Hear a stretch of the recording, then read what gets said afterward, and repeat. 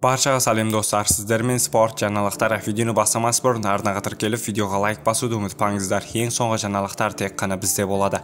Сарапшы Жәнібек Әлемханұлының келесі қарсыласы кім болатынын айтты.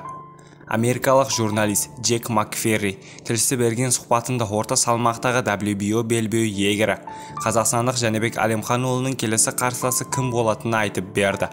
Әлемханұлы бір мәрте белбеуін қорғады. Қарсыласы мықты болмаса да, бастысы оны жеңіске жетті. Енді мәселе келесі қарсыласта. Кім болуы мүмкін? Фалкао, Юбенк немесе Муңняма. Жақын арада Жәнібек кездеседі деп ойлаймын. Ал Чарло мен Головкин туралы әңгіме айтудың өзі артық. Сондықтан Әлемханұлы міндетті қарсыластармен кездеседі деп ойлаймын. Олардың қатарында да мықты боксшылар бар. Мысалы, Австралиялық Майкл Зерефа, сонымен қатар немесе Винест Фитесбург және Ұлыбританиялық Хамза Шираз. Одан бөлек аргентиналық Хуан Мануэль Табор да бар, бірақ қол ала алсыз, қарсылас.